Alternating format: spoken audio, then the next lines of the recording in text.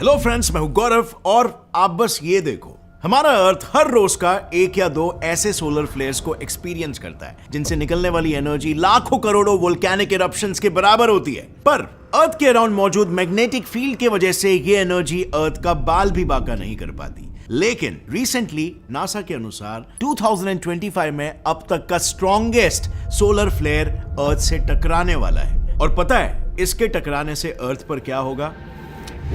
NASA के हिसाब से शुरू हो जाएगा तबाही का एक मंजर। सभी जगह सिर्फ आग की लपटें फैली होंगी और पृथ्वी एक बार फिर से आग का तप्तपाता गोला बन जाएगा। ये सोलर फ्लेयर इतना स्ट्रॉन्ग होगा कि उससे निकलने वाली energy billions of nuclear bombs फटने के बाद जितनी एनर्जी फॉर्म होती है उतनी होगी, और उस वक्त मैग्नेटिक फील्ड हमें बचा नहीं पाएगी। So that means soon the sun is going to destroy the अर्थ।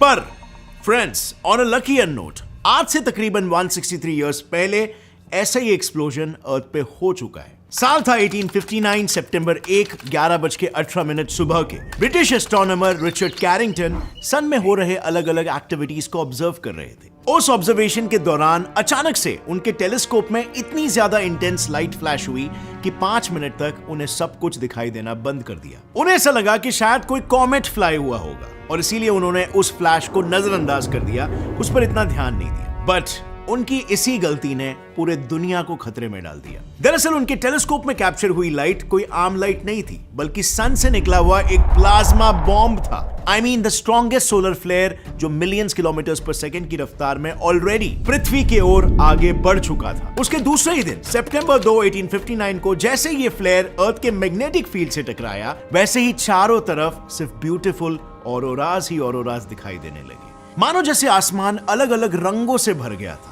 लेकिन ये ब्यूटीफुल से दिखने वाले ऑरोराज तूफान के पहले की शांति की तरह थे। उनकी ब्राइटनेस इतनी ज्यादा थी कि रात में ही दिन जैसा नजारा हो गया था। यहां तक कि अमेरिका के गोल्ड माइनर्स ने तो उस रात को दिन समझकर माइनिंग की शुरुआत तक कर दी थी। और फिर धीरे धीरे जैसे ही सोलर फ्लेयर में मौजूद चार्ज पार्टिकल्स अर्थ के अपर एटमॉस्फेयर में एंटर हुए, वैसे ही सभी इलेक्ट्रिकल अप्लायंसेस ने, जगह जगह लगे लाइट पोल्स ने, इलेक्ट्रिक ट्रांसफॉर्मर्स ने और टावर्स ने आग पकड़ना शुरू कर दिया।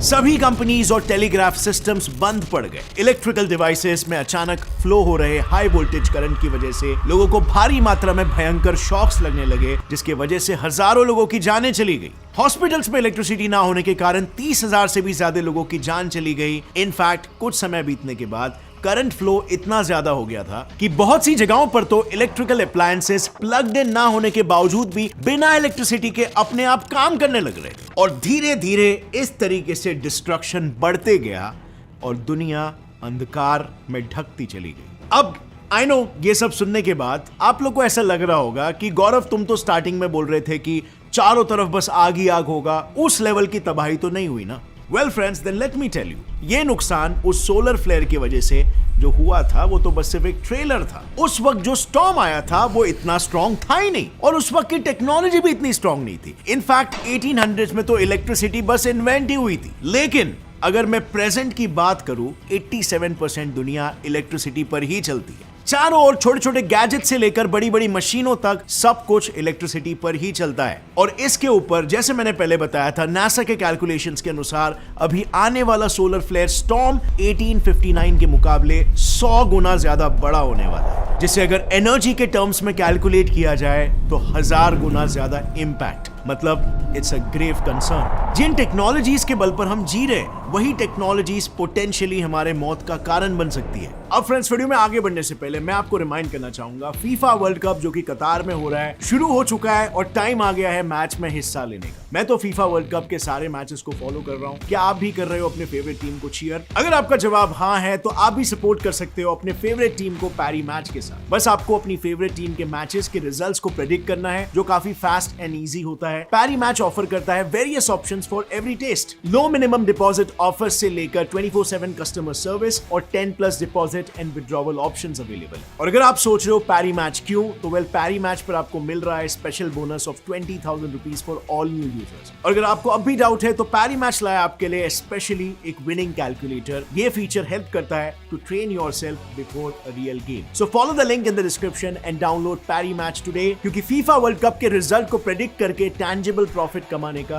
ये एक रियल मौका है। बड़ा फ्रेंड्स, ध्यान रहे, इसमें आप तभी जीत सकते हो जब आपके प्रेडिक्शन सही निकले, यानी आपको उस स्पोर्ट के बारे में एक अच्छा खासा नॉलेज होना चाहिए। So join Parimatch and transform your passion into real money. Link is in the description. And now let's jump back to our topic. NASA ने सन से आ रही सोलर फ्लेयर्स और रेडिएशन की स्टडीज के लिए advance composition explorer ACE satellite को launch तो किया है, पर जैसे ही वो सैटेलाइट सोलर फ्लेयर को डिटेक्ट करेगा और वो इंफॉर्मेशन हम तक पहुंचाएगा, हमारे पास पृथ्वी को बचाने के लिए सिर्फ और सिर्फ 30 मिनट्स का समय होगा। और इतने कम समय में पूरे अर्थ को इस तबाही से बचाना नेक्स्ट टू इम्पॉसिबल होगा। रीजन उसकी स्पीड। ये सोलर फ्लेयर कैलकुलेशंस के हिसाब से मिनिमम 48 करोड़ 28 लाख किलोमीटर पर सेकंड की स्पीड में अर्थ से टकराने वाला है। हर रोज आने वाले नॉर्मल फ्लेयर्स की स्पीड ही कितनी हाई। अब ये कैसे हो रहा है, इसे समझने के लिए हमें थोड़ा सन के कोर में हो रहे रिएक्शन और मूवमेंट्स को समझना पड़ेगा। Now look at this. ये है सन का कोर, जिसमें कंटिन्यूअसली न्यूक्लियर फ्यूजन रिएक्शंस होते रहते हैं और इसी की वजह से चार्ज पार्टिकल्स भी कंटिन्यूअसली मूव करते रहते हैं। Now you tell me, flow of charge particles का मतलब क्या होता है? Yes, electric current. And presence of electric current is equal to magnetic field. Simple physics. तो शुरुआत के कुछ समय के लिए सन की मैग्नेटिक फील्ड लाइन भी नॉर्थ टू साउथ ही ट्रैवल करती है, लेकिन सन के इंटेंस ग्रेविटी की वजह से ये मैग्नेटिक लाइंस अपने आप में ही टैंगल और स्ट्रेच हो जाते हैं और एक नॉट सा क्रिएट कर देते हैं। अब ये नॉट्स अपने अंदर मैटर को ट्रैप करके ब्लैक पैचेस क्रिएट करते हैं, जिसको हम साइंटिफिक भाषा में कहते हैं सन स्पॉट्स, जो कुछ इस तरह दिखते हैं। इन्हें हम बेसिक टेलीस्कोप से भी कैप्चर कर सकते हैं। नॉर्मली होता क्या है, ये ट्रैप्ड मैटर कूल डाउन और कंडेंस होने के बाद प्लाज्मा क्लाउड में कन्वर्ट हो जाते हैं और प्लाज्मा बारिश के फॉर्म में सन के सरफेस पर आ गिरता है। लेकिन कभी कभार कुछ डिस्टरबेंसेस की वजह से प्लाज्मा का कुछ हिस्सा सन के मैग्नेटिक फील्ड से अलग हो जाता है और उस वक्त सन स्पॉट किसी बंदूक से छोड़ी गई बुलेट की तरह मैग्नेटाइज प्लाज्मा क्लाउड को लाइट के स्पीड से सोलर सिस्टम में फायर करता है। और ये तभी होता है जब सन की मैग्नेटिक फील्ड हर 11 साल के बाद खुद को रीऑर्गेनाइज करती है और अपनी पोलैरिटी को चेंज करती है। दैट मीन्स हर 11 साल में ये सोलर फ्लेयर सोलर सिस्टम में फेंके जाते हैं। पर क्योंकि सोलर सिस्टम में अर्थ इकलौता ऐसा हैबिटेबल प्लैनेट है और इसीलिए हम पर उसका ज्यादा इम्पैक्ट दिखाई देता है। पिछली बार ये फ्लेयर्स टकराए थे साल 2014 में और अब 11 साल बाद ये फ्लेयर्स फिर से एक बार 2025 में टकराने वाले हैं। और अब अगर ये सोलर फ्लेयर अर्थ से टकराए तो यहाँ पर हमें सीरियस लॉस हो सकता है, and I am even talking about mass extinction. क्योंकि जैसे ये फ्लेयर अर्थ की तरफ आगे बढ़ेगा, सबसे पहले इसका सामना होगा अर्थ की मैग्नेटिक फील्ड से। साथ ही स्टॉर्म में फ्लेयर में मौजूद चार्ज पार्टिकल्स अर्थ के अराउंड ऑर्बिट कर रहे सैटेलाइट से हाई स्पीड से टकराकर सभी सैटेलाइट्स को डैमेज कर देंगे, जिसकी वजह से अर्थ पर मानो सैटेलाइट्स की बारिश होने लगेगी। यू सी, नॉर्मली सैटेलाइट का एक छोटा सा टुकड़ा भी अगर अर्थ पर गिर जाता है तो उससे निकली हुई एनर्जी महाराष्ट्र, गुजरात और राजस्थान को एक साथ नष्ट कर सकती है। इतनी काबिल होती है। यहाँ तो मैं पूरे 5,500 सैटेलाइट और साथ ही मिलियंस ऑफ डिब्रीज जो अर्थ के अराउंड ऑर्बिट कर रहे हैं उसकी बात कर रहा हूँ। मतलब लिटरली उल्का पिंडों की बारिश हो सकती है। अब इसका अंजाम तो आप समझ ही सकते हो। चलो मान भी लेते हैं कि हम इससे बच गए या फिर हमने इसे किसी तरीके से अवॉइड कर लिया, तो इस जियोमैग्नेटिक स्टॉर्म में फॉर्म हुआ हाई वोल्टेज करंट सभी छोटे से बड़े इलेक्ट्रिकल अप्लायंसेस को जला के रख देगा। अब अगर ट्रांसमिशन टावर नहीं, यानी ये तो ऑब्वियस है कि इलेक्ट्रिसिटी आउटेज हो जाएगा और इस इलेक्ट्रिसिटी आउटेज का सबसे पहला इंपैक्ट पड़ेगा पब्लिक ट्रांसपोर्टेशन और लिफ्ट्स पर। ट्रांसपोर्टेशन पूरी तरीके से बंद हो जाएगा। इनफैक्ट हर रोज 325 मिलियन लोग ट्रैवल करते हैं और ये सारा ट्रैवलिंग और ट्रांसपोर्टेशन थम सा जाएगा। इमेजिन करो कितनी इमरजेंसी सर्विसेज इफेक्ट हो जाएगी। And not to forget a very silly scenario, but लोग लिफ्ट्स में ही ट्रैप हो सकते हैं और सफोकेशन से मर भी सकते हैं। अब मे बी ये सुनने के बाद आपके दिमाग में ऐसा ख्याल आ रहा हो कि हमारे पास तो प्राइवेट व्हीकल्स है।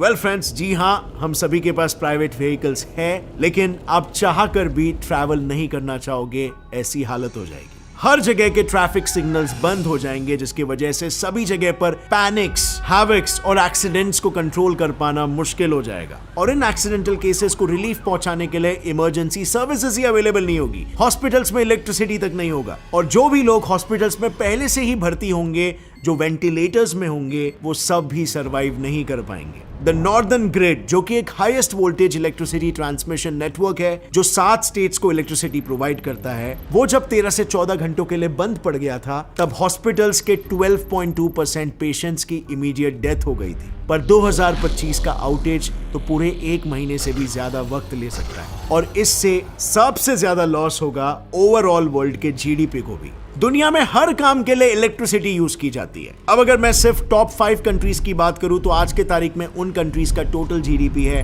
48 करोड़। पर ये तो सिर्फ 5 कंट्रीज की बात हो रही है, मतलब सोचो पूरे जीडीपी में कितना लॉस होगा। But let me also remind you this, loss तो हम तब फेस करेंगे जब जिंदा बचेंगे, क्योंकि साइमल्टेनियसली ये सन से आ रहे इन रेडिएशन का असर पृथ्वी के जीव जंतुओं पर भी दिखने लगेगा। इन रेडिएशंस की वजह से स्किन कैंसर जैसी बीमारियां होने लगेंगी, पर साथ ही में इम्यून सिस्टम भी खराब होने लगेगा। अब अगर इम्यून सिस्टम वीक होने लग गया, यानी ह्यूमन बॉडी बैक्टीरियाज और वायरसेस का घर बनने लगेगी, ज्यादा प्रोन हो जाएगी, जो एक एक करके लोगों को बीमारियों के चपेट में लाएंगे। And once again, no emergency services available, so it can turn into a big catastrophic event. But wait a minute, क्या सच में ऐसा होगा? क्योंकि इतिहास में हुए ऐसे ही, इनफैक्ट इतने ही स्ट्रॉन्ग इवेंट ने तबाही के बजाय अर्थ के कई सारे राज पर से पर्दा हटाया था। 774 सी में हुए सोलर फ्लेयर एक्सप्लोजन की वजह से एटमॉस्फेयर में कार्बन 14 की मात्रा अचानक से बढ़ गई थी। एक्चुअली होता यह है कि कॉस्मिक रेज अर्थ के एटमॉस्फेयर में मौजूद स्टॉर्म्स के न्यूट्रॉन्स को अलग कर देते हैं, और फिर ये न्यूट्रॉन्स नाइट्रोजन एटम्स के साथ कंबाइन होकर कार्बन 14 में कन्वर्ट हो जाते हैं। उसके बाद ये एटम्स ऑक्सीजन के साथ कंबाइन होकर कार्बन डाइऑक्साइड प्रोड्यूस करते हैं, और यही कार्बन डाइऑक्साइड को एब्जॉर्ब करके प्लांट्स फोटोसिंथेसिस कर पाते हैं। साइंटिस्टों का यह तक कहना है कि अगर कार्बन 14 की मात्रा नहीं बढ़ती तो प्लांट्स, उन पर जिंदा रहने वाले माइक्रो ऑर्गेनिजम्स, ह्यूमंस, एनिमल्स और सी क्रीचर्स कभी भी इवॉल्व ही नहीं होते। यानी कि इससे हम ये भी कह सकते हैं कि सोलर फ्लेयर्स हमें अर्थ के एवोल्यूशन में मदद करते आए। So friends, we clearly establish over here कि it's a boon as well as it can be a bane. So आज के तारीख में आप जितना भी इसे हेट करना चाहो, लेकिन सच बात तो ये है कि इसी की वजह से आज हम यहाँ पर जिंदा भी है। So what are your thoughts on it? क्या आपको ऐसा लगता है कि साइंटिस्ट ऐसा कोई तरीका इजाद कर लेंगे जिसकी वजह से हम इस सोलर फ्लेयर से बच सकते हैं, या फिर ये एक मैसिव डिस्ट्रक्शन क्रिएट करेगा? लिखिए नीचे अपनी राय इन द कमेंट सेक्शन, और अगर इस वीडियो से आपको कुछ भी नया सीखने मिला, एक लाइक जरूर ठोकना। गेट्स अप्लाई साइंस चैनल को भी सब्सक्राइब कर लो और बेल नोटिफिकेशन दबाओ, ताकि आगे आने वाली हमारी कोई भी वीडियो की अपडेट आप मिस ना कर सको। As always, stay curious, keep learning and keep growing. जय हिंद।